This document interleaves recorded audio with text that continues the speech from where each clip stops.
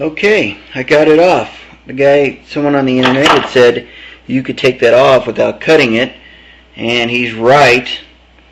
These two little pinholes in here actually will take the cable off without cutting it. I had a lot of trouble with this. I spent about 10 minutes, maybe 15 minutes, but I got it off. I used this here.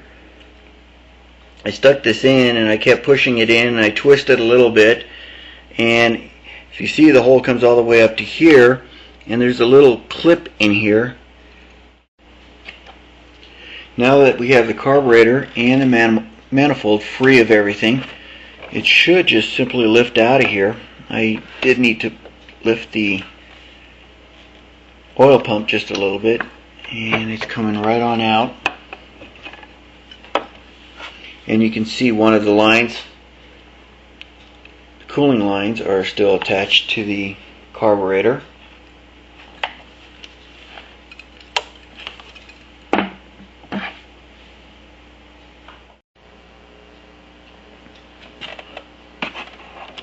Now that I have the carburetor out, I still need to remove the auto choke.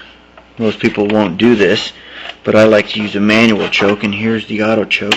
If you shake the wires a little bit, you can see them moving all the way down here. So I'm going to unclip them down here. As you can see, those two are unclipped, and pull them out.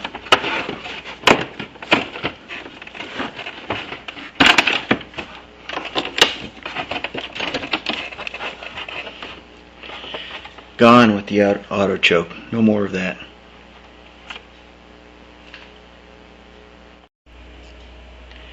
The carburetor I will be installing is a 19 A Ritchie carburetor with a manual choke. The top of it's already been ported. I have another video that goes through the porting. I didn't port the bottom to match the cage there, but I should get enough through it to work fine. I created two gaskets, one on both sides, cut those myself, and something else I've done is modified the stock air box. I know it's ugly, but modifying the stock air box gives it a good, nice tone, and it adds more air. It just seems to run better. So I'm going to go ahead and install this.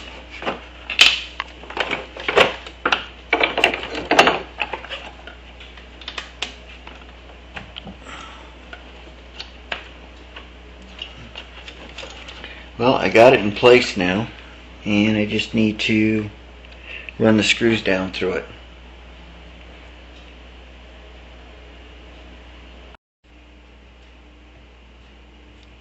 Well, now I'm ready to start putting the carburetor back together, as in this piece here, the top of the carburetor. Pull the cable out a little bit. I zip tie the spring. Makes it a lot easier to hook up. And I got the lock again.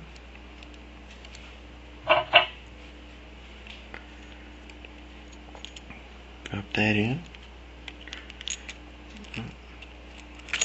Oops.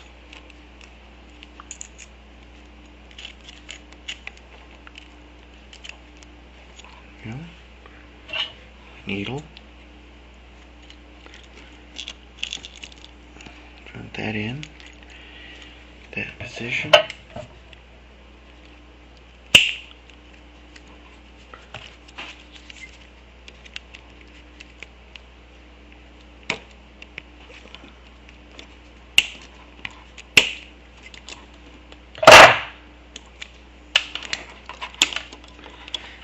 That's it. Drop it in.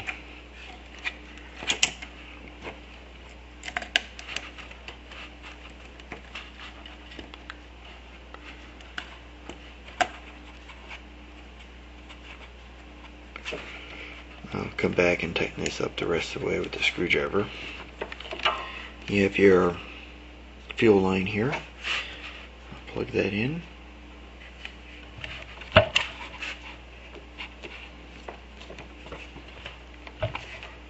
Push that down.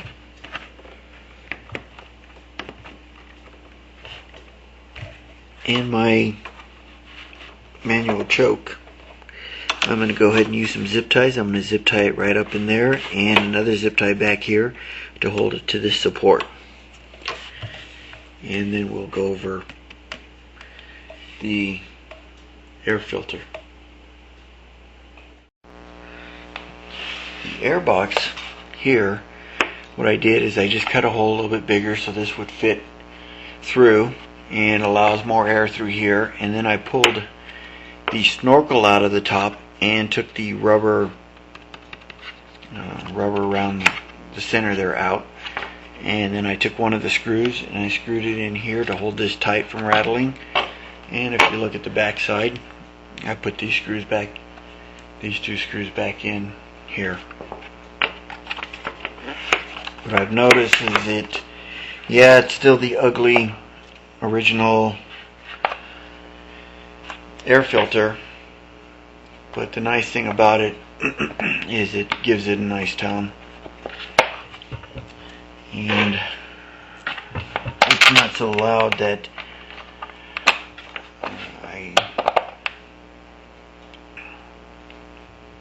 and something else is, with an open air filter, I lost my hearing in my left ear for a week. So I went back to the stock air filter.